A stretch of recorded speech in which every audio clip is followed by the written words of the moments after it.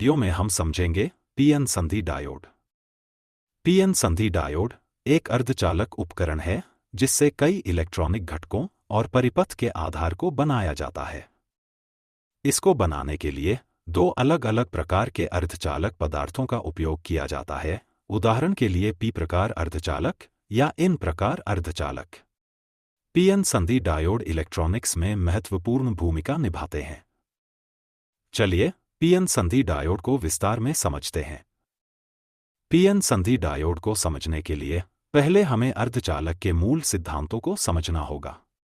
अर्धचालक के मूल और उसकी कार्यप्रणाली विस्तार में समझने के लिए अर्धचालक से संबंधित हमारा वीडियो जरूर देखें, जिसका लिंक इस वीडियो के विवरण में दे दिया गया है। अर्धचालक वह पदार्थ होते हैं जो चालक और कुचालक के बीच के विद्युत गुण प्रदर्शित करते हैं। सिलिकॉन और जर्मेनियम सामान्य अर्धचालक पदार्थ हैं। अर्धचालक में परमाणु क्रिस्टल जालक संरचना में व्यवस्थित होते हैं और उसके बाह्यतम इलेक्ट्रॉन शिथिल रूप से बंधे होते हैं, जिससे कि आवेश आसानी से प्रवाहित हो सके। पीएन संधि बनाने के लिए अशुद्ध अर्धचालक का उपयोग किया जाता है, जिन्हें बाह्य अर्धचालक कहा जाता है। ये मुख्य रूप से दो प्रकार के होते हैं, पी प्रकार अर्धचालक और एन प्रकार अर्धचालक। पी प्रकार अर्धचालक। पी प्रकार अर्धचालक में कुछ परमाणुओं को त्रिसंयोजी परमाणु से बदला जाता है। इस त्रिसंयोजी परमाणु को अशुद्धि परमाणु कहा जाता है। यह अशुद्धि परमाणु शुद्ध परमाणु के साथ सिर्फ 3 बंध बनाते हैं और चौथा बंध न बनाकर उस स्थान पर कोटर उत्पन्न करते हैं, जिससे धारा आसानी से प्रवाहित होने लगती है। एन प्रकार अर्धचालक। एन प्रकार अर्धचालक में कुछ परमाणुओं को पंचसंयोजी परमाणु से बदला जाता है। इस पंचसंयोजी परमाणु को अशुद्धि परमाणु कहा जाता है। यह अशुद्धि परमाणु शुद्ध परमाणु के साथ सिर्फ 4 बंध बनाते हैं और एक अतिरिक्त इलेक्ट्रॉन रह जाता है, जो कि शुद्ध अर्धचालक में स्वतंत्र रूप से गति कर सकता है, जिसके कारण धारा आसानी से प्रवाहित होती है। आइए अब जानते हैं कि पीएन संधि कैसे बनती है। एनिमेशन में हम देखते हैं कि पी प्रकार अर्धचालक या एन प्रकार अर्धचालक को आपस में जोड़ा गया है। अब जैसा कि हम जानते हैं, पी प्रकार अर्धचालक में कोटर बहुसंख्यक आवेश वाहक होते हैं, जो कि एक तरह का खाली स्थान होता है। दूसरे शब्दों में कहें तो ये परमाणु के ऊपर एकल धनात्मक आवेश होता है, जो इलेक्ट्रॉन की अनुपस्थिति के कारण बनता है। दूसरी ओर एन प्रकार अर्धचालक है, जिसमें इलेक्ट्रॉन बहुसंख्यक आवेश वाहक हैं। इस अर्धचालक में पंचसंयोजी अपमिश्रण के कारण एक अतिरिक्त इलेक्ट्रॉन रह जाता है, जिससे परमाणु पर ऋणात्मक आवेश उत्पन्न होता है। अब क्योंकि पी प्रकार अर्धचालक पर कुल धनात्मक आवेश है और एन प्रकार अर्धचालक पर कुल ऋणात्मक आवेश है, इस कारण एन प्रकार अर्धचालक के इलेक्ट्रॉन पी प्रकार अर्धचालक की तरफ गति करते हैं।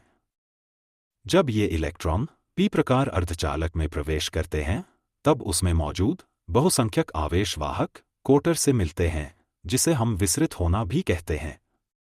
इलेक्ट्रॉन विसरित होने के कारण त्रिसंयोजी परमाणु पर एक इलेक्ट्रॉन बढ़ जाता है, जिसके कारण उस परमाणु पर ऋणात्मक आवेश उत्पन्न होता है।